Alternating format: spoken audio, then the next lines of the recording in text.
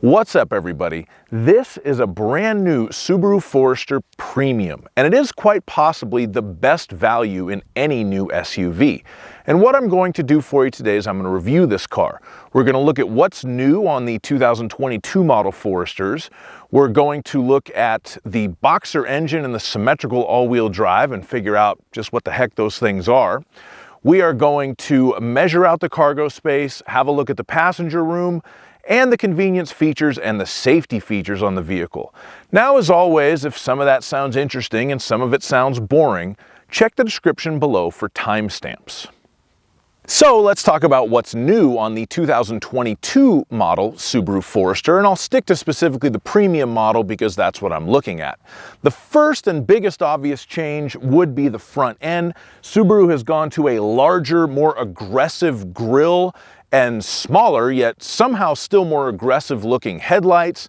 It's certainly the most aggressive look that the Forester's ever had. I've always kind of thought of the Forester as more of like a form follows function type of car. Style was never really its calling card, but I think Subaru has tried to go for a new, bolder look on the front end on this new one, and I'll leave you to decide whether or not that was a good idea.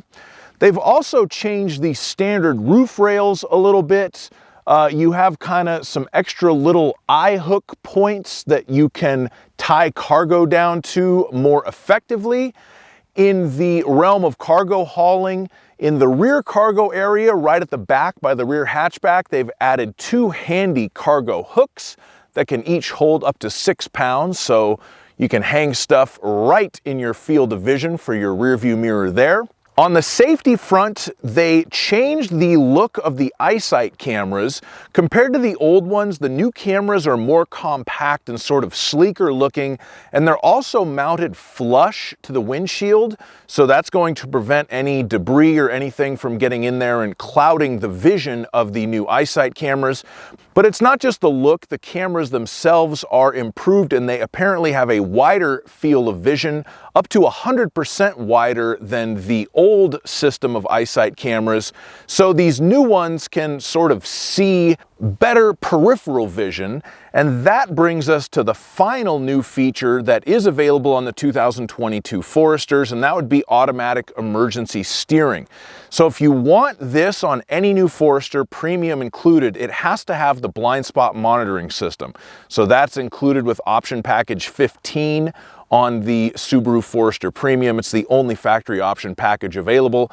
What the automatic emergency steering does is if it senses that the car is going to be in a collision, in a forward collision, and it's traveling at less than 50 miles an hour, and it gauges based on its wider field of view from its eyesight cameras and the blind spot monitoring system, that it has the room to steer out of the way of whatever it thinks it's going to hit, it will take control of the steering and steer you out of the way, potentially preventing a collision. Now, if you've been doing research on Subarus, you've probably come across the terms Boxer engine and Symmetrical All-Wheel Drive, and just what are those things? So we'll start with the engine. Now, the Forester, along with all of its primary competitors, your RAV4s, your CR-Vs, etc., all have 4-cylinder engines. Our competitors' 4-cylinder engines are in line, so they kind of stand straight up like that, 4 cylinders in a row.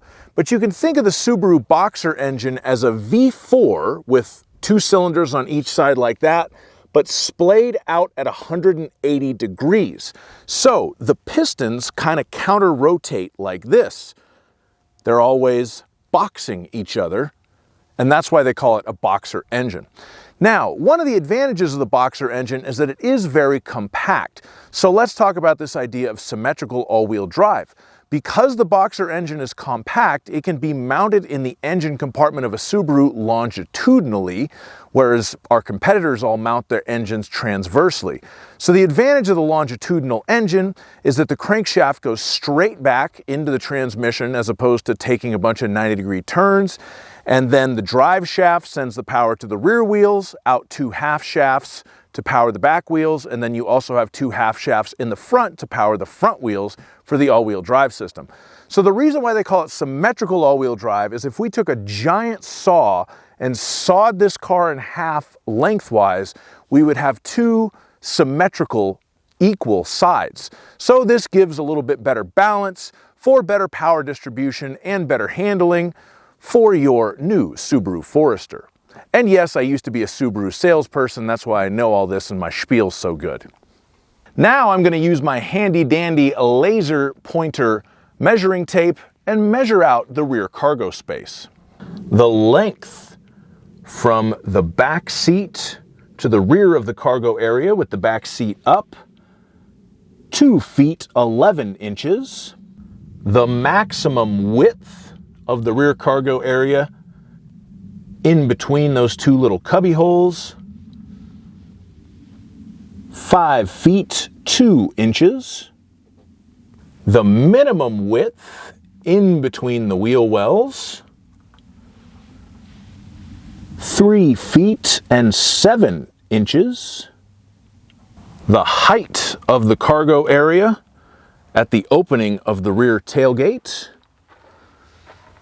2 feet and 8 inches. The length of the cargo area with the back seat folded down is 5 feet and 6 inches. And if you need to lift something into the rear cargo area of a Subaru Forester, you're going to have to lift it 2 feet and 5 inches. Something else I'll point out, if you've seen rear seat back protector online, that's what that is. It's just a rubber piece that protects the back of the back seat so that when you fold it down, if you put stuff in there, it won't mess up the fabric. Normally that goes along with the rubber cargo tray. This particular car doesn't have a rubber cargo tray. Perhaps the people I rented it from on Turo took it out so that somebody won't steal it. Underneath here, you do have some additional handy storage space. And if you already own one of these Foresters, here's a little trick. If you lift up these little pieces, you can actually fit the factory tonneau cover in there. And of course, under here, we do have a spare tire with some tools. It is a space saver spare. It's not full size in any of the Foresters except for the new Wilderness. That is going to give you a full-size spare, but the rest of them are just little temporary use tires. Now we're going to measure out the passenger space, and for this I like to use myself. I'm 6'5", so let's see if I can sit behind myself in a Subaru Forester.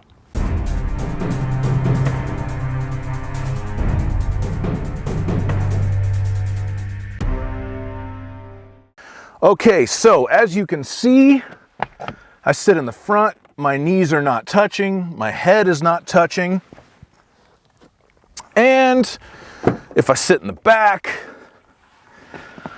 oh, ladies and gentlemen, it's a beautiful thing. I have just enough headroom, I have plenty of knee room. The Forester really is a comfortable car, and one thing that a lot of people like about it is the ease of entry and exit. So if that is a concern for you, if you have maybe somebody who's disabled in your family that has limited mobility issues or an elderly person, this is a very easy car to get into and out of. So it's something to consider maybe if you're looking for a car like that. Now I'm going to start talking about the convenience features on the vehicle, and I'm going to start in the back. This particular Forester Premium does have the additional option package, package 15 in Subaru speak, which includes the power rear liftgate.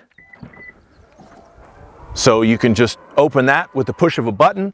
It also includes the blind spot monitoring and the rear cross traffic alert, but we'll get into that when we talk about safety features. Now onto the features in the back seat, and there are a couple of things worth mentioning here. When you get the Forester Premium, you do have the air vents for the back seat passengers, so that will give them air conditioning or heating. It basically gives them whatever you have it set to in the front. You also get 2 USB ports, so your back seat passengers can charge their mobile devices. You have the center armrest with the cup holders, and the back seats recline on the Premium model as well. Moving on to the convenience features in the front of the Subaru Forester Premium, and you certainly do get a lot. All the basic stuff is included: power windows, mirrors, locks. You do have single zone automatic climate control for your air conditioning. You do get push button start with the keyless access when you get the premium model.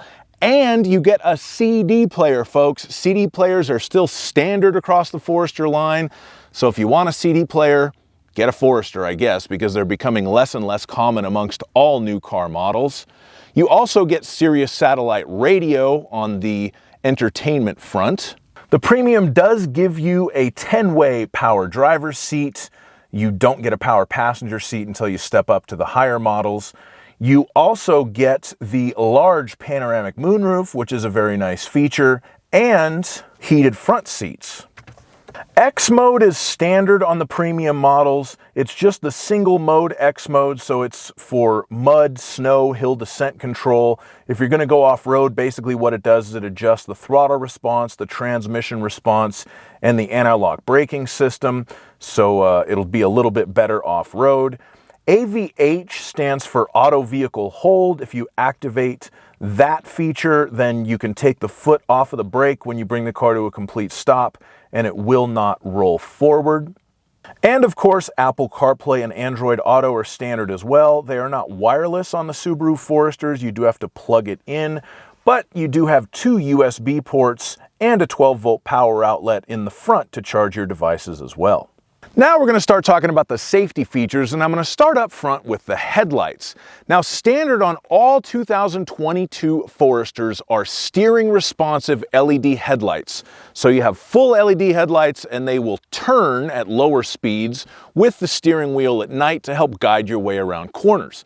However, Subaru did not just give you this feature on all models out of the goodness of their heart. This is a feature that's required by the Insurance Institute for Highway Safety for a car to be considered a top safety pick plus. So Subaru did it so that they could maintain their coveted top safety pick plus rating on the Forester from the Insurance Institute for Highway Safety. Now, if you've been researching a new Subaru, you've no doubt read about the Subaru EyeSight system. It's currently standard on every new Subaru with an automatic transmission, and you've seen the laundry list of things that it can possibly do. But let me just break it down into layman's terms for you. The 2 cameras right there, if they see an obstacle in front of you that you're not reacting to, i.e. you're not hitting the brakes, first it'll beep at you to tell you to hit the brakes. If you don't hit the brakes, it'll hit the brakes on its own to try to prevent the collision. If you hit the brakes, but it doesn't think you hit them hard enough, it will apply more braking pressure to try to bring the vehicle to a stop. If you panic and slam your foot on the gas instead of the brake, it will cut the throttle and apply the brakes, again in an attempt to prevent the collision. It can also read the lines that differentiate the lanes on the highway, so if you drift out of your lane or if you're sort of drifting within your lane like this, it will beep at you to tell you to stay in your lane, essentially. Side note, if you use your turn signal, it'll never beep at you like that, just so you know. It also won't beep if it thinks you did whatever you did on purpose, like if you swerve to avoid an accident. Another thing that the EyeSight system does is the adaptive cruise control. I won't go into a whole bunch of detail on that here, but I will put a link in the description to a video I made on how to use that system, so you can check that out at your leisure. And of course, the EyeSight cameras also do the new automatic emergency steering system, as long as your Forester is also equipped with the blind spot monitoring, which this one is. And of course, this Forester Premium is equipped with the blind spot monitoring because it has the package 15. So the blind spot monitors are the little lights that light up in the rear view mirrors that tell you when there's a car in your blind spot. It also does something called rear cross traffic alert. The way that I describe this, I always use the example of the Costco parking lot because it's always busy. Do your shopping, put your stuff in your car, start the car, you're about to back out. Somebody's coming crossways. The radar sensors for the blind spot monitoring can see that person coming crossways before you could see it with your eye or the car's camera could see it. So it will beep at you to tell you that there's somebody coming. Thank you so much for watching my video about the Subaru Forester Premium. I hope you enjoyed it. Please like the video, subscribe to my channel, leave a comment with any questions you might have, and have yourself a wonderful day. Bye-bye.